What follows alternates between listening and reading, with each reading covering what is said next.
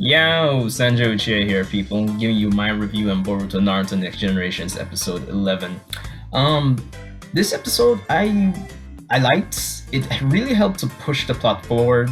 It's, as I mentioned, I believe it was in my episode 9 review or 8, the one where Toneri was reintroduced, where the series kind of felt like it was going more towards, it was kind of getting out of this villain of the week kind of shtick, I suppose, and it was kind of feeling like we're continuously trying to tell one story arc. We're kind of narrowing down, and the story just feels focused, and by extension, it helps with the quality, I guess, of these weekly episodes.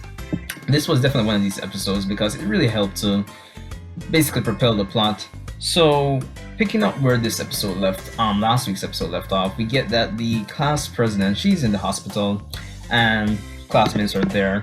And one thing I liked about this episode is that it really showed Boruto, it really showed him being concerned, and as a character, it kind of felt like he had a sense of responsibility. You could see that because he wasn't there to help out his classmates, he kind of feels a sense of responsibility, and I like that. That was good. One thing that this episode did continue off last week's episode, was that, alright, just to point it out, last week Naruto pointed out that, hey, he doesn't really know how to be a dad because he didn't grow up with a dad. So that was some important characterization last week, and I think it's shown, I mean, ever since Boruto Naruto movie, I think that's been shown, and that continues to be shown here in this episode, so that was pretty obvious. I think that was an interesting takeaway that really added to the quality. One thing I kind of liked about this episode as well, that kind of dealt with that subplot between Boruto and his father, was that when Boruto was trying to basically get involved in this whole ghost situation, Naruto tell him to just stay out of it. This isn't a thing for kids. And we have Shino coming in and telling him that, hey, I'm his teacher, I know what he's capable of. So it kind of really shows you that Naruto, he's just so busy, he doesn't really have time for his son. He doesn't really have any, it's not that he doesn't have any faith, but he doesn't have any real confidence. And I find it kind of funny because when they were kids, they were involved in a lot of stuff. But granted, they haven't left the academy yet, so I guess I can understand Naruto's cause for concern to try and keep Boruto and gang out of this, really and truly. But it was still cool seeing Shinnok step up and say, I know what you're capable of, to Naruto. And Naruto's like, alright, if you're good with it, if you're convinced, fine, I'll let you handle this. So Boruto and gang basically continue to investigate the ghost scenario, and they make an interesting connection that was pretty interesting to say the least, in that all these ghost incidents, ever since they started delivering mail at least, were in proximity to or always close by to them. So they made a deduction that they were being watched. So what I get from that is that whoever is behind the ghost incident, and that's one thing I like. In this episode, we found out there's someone manipulating the ghost incident. Like, for sure, we got some guy in an ambu mask. Granted, we kind of established that last week that someone's definitely behind it. So, but it was still good actually seeing this masked figure, as you can see in the thumbnail. So that was something there. But yeah, they made a deduction. So obviously, I'm also making the deduction that whoever is collecting chakra using Hashirama cells is using it to release the seal, and that B-star, whatever we keep seeing from time to time. So that's the obvious deduction there. One thing that was cool to see, where we got this one scene where Naruto is going for ramen and he's inviting Sai, and Naruto's basically telling Sai that, hey, you don't need to push yourself so hard. And I'm there like, Naruto, you're not one to talk. And then instantly, like, the next line is Sai saying that, so it was cool. And we got some interesting characterization for Sai as well, because he wants to, if someone from the foundation is involved, back in the day, Sai was in the foundation under Danzo's orders, so he actually wants to help whoever this is from, skin to some old ideology. So that was some cool characterization for Sai. I like that.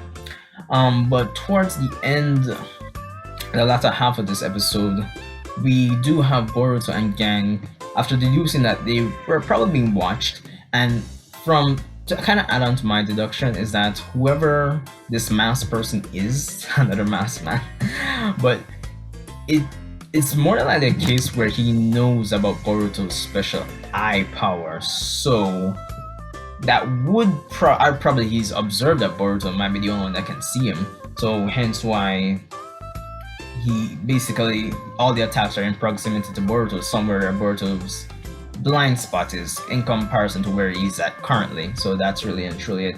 So it was kind of cool seeing Boruto and gang basically hatch a plan where they basically spread out through the village, and if they're truly being watched, then their only blind spot would be back at the postal service where they are. So they basically trick the window and come back and confirm that yeah, there's someone controlling this ghost incident, and the postal service manager gets taken over. So that was cool to see.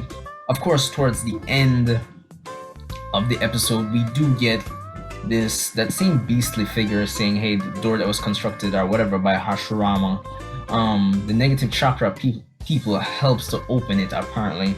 So of course that does confirm that, hey, whoever is responsible for this is trying to unlock something using the negative chakra of people. So this episode definitely helped propel the plot and kind of give us a few answers, which I liked. I'm hoping the following episodes are like this. Granted, some of the episodes we got before could have been some of the earlier episodes could have been pushed out, and some of these like episodes like this should have come earlier to help kind of propel the series into its own. But all in all, I thought it was a good episode. Art-wise, it was good. Pacing was decent. I liked the character interaction, the dynamic between the characters as usual, between the younger and the older, the old cast versus the new cast. That's always interesting to see.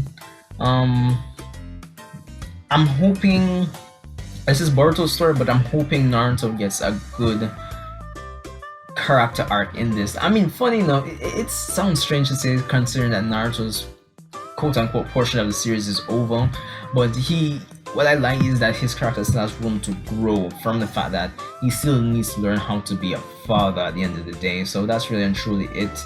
And traces of that little subplot are the need for that specific character arc to happen. The need for it was still present in this episode, so seeing weakness in a character helps to add quality to the episode. But what they do with Naruto's character onwards is something for later. It's not the main priority right now. The priority right now is, and I forgot to mention, there was this one scene where the masked guy escaped and Mitsuki confronted him, but they didn't say anything. Mitsuki let him escape. So obviously it could be a case where Orochimaru is the one behind all of this, or something of the sorts, or probably some rogue experiment of Orochimaru. So I'm looking forward to it. Decent episode of Boruto, but that's all I have for this one. So if you like my review, rate, comment, subscribe. It really helps. Share this video out, and I'll see you in the next one, people.